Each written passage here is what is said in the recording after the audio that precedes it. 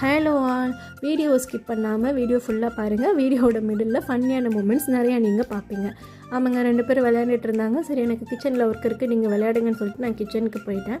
இடையில என்கிட்ட white cloth மட்டும் கேட்டாங்க. சரி, நானும் ஒயிட் க்ளோத் எடுத்து கொடுத்தேன். பட் அதுக்கப்புறம் யோசித்தேன், எதுக்கடா கேட்குறாங்களேன்ட்டு. அப்புறம் அவங்களுக்கே தெரியாமல் வரைஞ்சிருந்து பார்த்தேன்.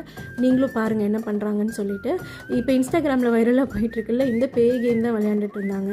அப்புறமா கிச்சனுக்கு நான் வந்ததுக்கப்புறம் திரும்ப யோசித்தேன், இவங்களுக்குள்ளே இந்த பாண்டிங்கும் இந்த ஒரு அண்டர்ஸ்டாண்டிங்கும் எப்படி இருக்குது.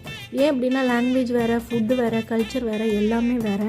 பட் இவ்வளோ அண்டர்ஸ்டாண்டிங்காக இவ்வளோ பாண்டிங்காக எப்படி இருக்க முடியுது? சண்டை வந்தாலும் அடுத்த நிமிஷமே அதை மனசில் வச்சுக்காம எப்படி இவங்களால திரும்ப அந்த பழைய ரிலேஷன்ஷிப்பை மெயின்டைன் பண்ண முடியுதுன்னு யோசித்தேன். அப்போ தாங்க தெரிஞ்சுது எனக்கு, அவங்க ரொம்ப யதார்த்தமாக இருக்கிறாங்க. அவங்கக்கிட்ட அந்த கள்ளம் கபடம் சூழ்ச்சி எதுவுமே கிடையாது. ரொம்ப கேஷுவலாக யதார்த்தமாக இருக்கிறாங்க. அப்போ நடக்கிறத அப்பயே மறந்துடுறாங்க.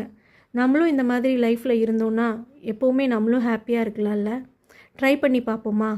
கண்டிப்பாக பார்க்கலாம். நெக்ஸ்ட் வீடியோவில் பார்க்கலாம். ஓகே, பாய்.